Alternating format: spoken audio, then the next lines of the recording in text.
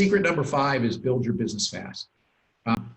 If you're looking for a way to expand your business, with licensing, there's 2 ways you can go. You can license out your IP and you can license in IP. And both of them can build your business in a fast way, especially if you find a big partner or a big license. If you're a startup, licensing is a great way to get early market traction.